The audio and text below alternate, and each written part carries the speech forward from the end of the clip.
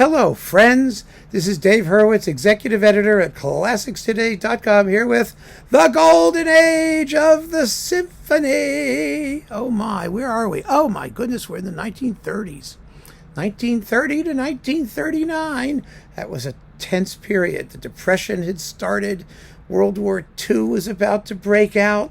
Everything was going to hell in a handbag, and music was doing fabulously.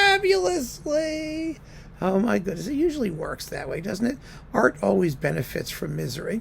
And even happy art comes out of misery, because either people are lamenting the fact that they're miserable, or they want to write something that makes people happy. So you get the best of both worlds. All you need is unbearable suffering, and voila, great art. So here it is, the golden age of the symphony from 1930 to 39, 10 marvelous pieces. Are you ready? Number one, well, actually, there are four of them here that are kind of interesting, and we'll talk about that momentarily. Howard Hanson's Romantic Symphony, Symphony Number 2. Oh, that's so much fun. You know, it was part of the soundtrack for Alien, much to the dismay of Jerry Goldsmith, who wrote his own excellent soundtrack for Alien and found out that the director, Ridley Scott, wanted to have the big tune from Hanson's Romantic Symphony instead. Well, it is a big tune, and we get to hear it about 150 times in the course of the symphony. It's fun. I played this piece in our community orchestra. It's not as easy as you think it is, actually. It's got some tricky rhythms and whatnot in it. I know, because I missed a couple cymbal crashes during rehearsals. I think I got most of them during the performance. Anyway, it's a beautiful piece. It really is. It's so much fun. Roussel, Symphony Number 3, his most popular symphony, a neoclassical masterpiece in 4 pithy movements. It's only about 25 minutes long, and it's exciting and rhythmic and spiky. It's like a delicious citrus sorbet. It's tangy. It's great music. And then William Grant Still, the Afro-American Symphony, Number 1, his first symphony, and he wrote a bunch of symphonies. I think 5 or 6 of them. These are all from 1930. And, this was also the year of Dawson's Negro Folk Symphony. There was the African Americans were starting to make their move in American classical music. Of course, they were being completely disregarded and treated like trash. But then again, most American composers who wrote symphonies were being disregarded and treated like trash. The African Americans just got a double dose, which was really miserable. So it's a beautiful work, by the way. It's a synthesis of African American and American jazz sort of romantic idioms. It's a bit Gershwin-y in sound and really, really lovely. Stravinsky's Symphony of Psalms. Is it a symphony in the traditional sense? No! We don't care about that, though, because the symphony was becoming broader in the 1920s and 30s. There were the neoclassics, the neo-romantics, the modernists, the avant-gardists.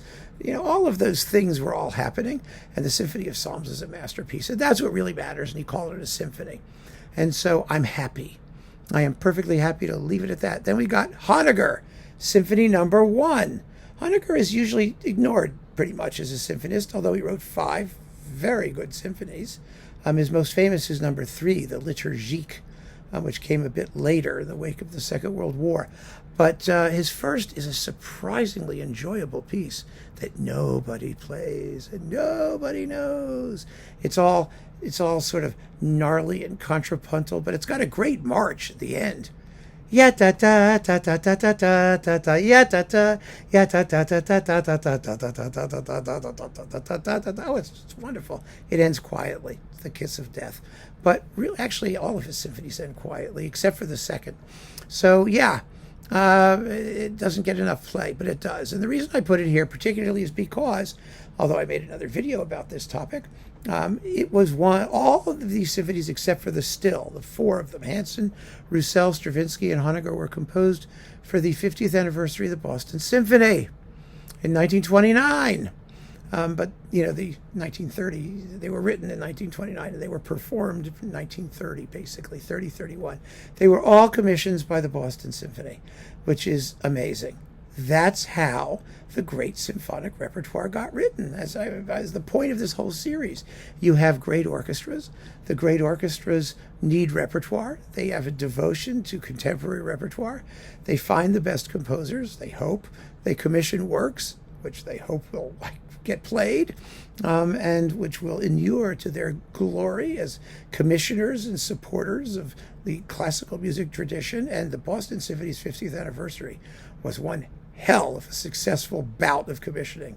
Because in addition to the symphonies, there was a whole pile of other things. There was Hindemith's concert music for strings and brass, and Respighi's Metamorphosion, and just Prokofiev's Fourth was one of them. I mean, there was just a whole pile of symphonies and other works that got commissioned for the Boston Symphony. Really an amazing, amazing series of pieces. So there's that. Then we have 5 other not Boston commissions. Copland's Short Symphony from 1934. This is, I just think it's an extraordinary masterpiece. It's an amazing piece of music, a study in line and rhythm. Extraordinarily difficult to play. It was so difficult to play that Copland turned it into his sextet because he thought in the chamber version maybe it would get played a little more often.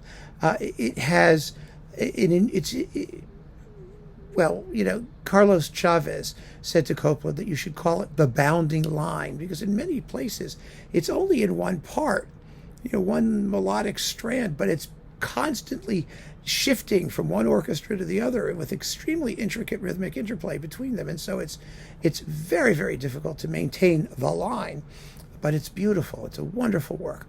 Hindemith's Symphony Mathis der Maler of 1934. Oh, I love this piece. It was my master's thesis at Johns Hopkins University.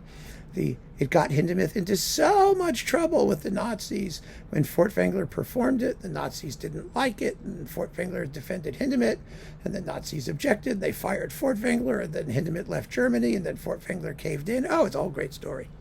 It's a terrific story. It's also a beautiful piece of music.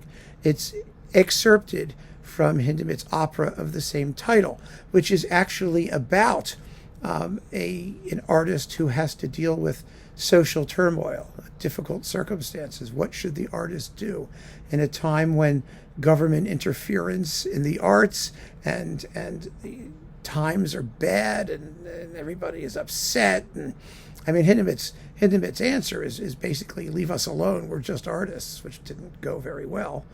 Hence his departure from Germany in 1938-ish.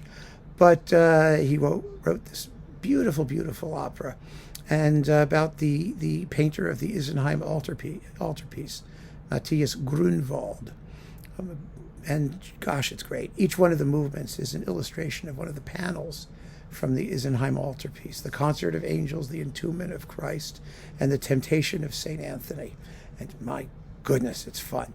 Walton Symphony No. 1 popped up in 1936. Oh, what a great piece that is, isn't it?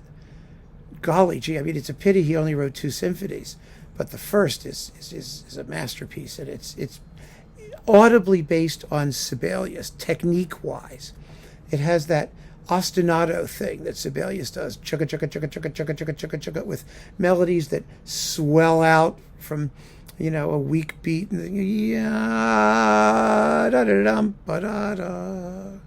it's a great piece, absolutely great piece. Some people, snipe at the finale because they feel that the happy ending is a little bit artificial, and it took Walton a while to figure out how to end it. I'm fine with it. Oh my goodness, it's just terrific. And then in 1937, the biggie, Shostakovich's Fifth. Now remember, he'd written the Fourth just shortly before, so that could have been on this list too. But that was withdrawn, and it wasn't premiered again until the 1960s. So it may show up or it may not, because Shostakovich was around in the 1960s. But oh, the Fifth, a Soviet artist's reply to just criticism, which both was and wasn't. It was his reply. It was not exactly the reply that the authorities may have expected, but they didn't know any better, and Shostakovich's friends did. It's an extraordinary masterpiece, a piece of really fantastic emotional depth and musical construction at the same time. And last but not least, Roy Harris's Third Symphony from 1939, considered by some to be the great American symphony, or at least it was at the time that it was written. I think there are other great American symphonies, I really do, that are easily as fine as the Roy Harrison. I don't like making comparisons like that because it's like comparing infinities. You know, great to great is great. Great. Lots of great music being written. Tons and tons and tons of great music. And I think this is absolutely a brilliant work. It really is wonderful. In one movement, audibly based on, structurally on Sibelius' Seventh, and it doesn't really seem to be getting played that much anymore. It seems to have dropped off the face of the earth, which I think is tragic because it is a masterpiece. There's no question about that. So there you have it. 10 absolutely splendid symphonies from the 1930s, from France, from America, the United States, from by Russians and Germans are sort of getting back in the swing of things after having been out for several decades doing other things. The Germans are back, at least in the form of Hindemith, and the English are hovering around. It's just everybody's doing it, and they're all doing it well. That's what makes it so marvelous. So keep on listening, friends. Thanks so much for joining me. Take care.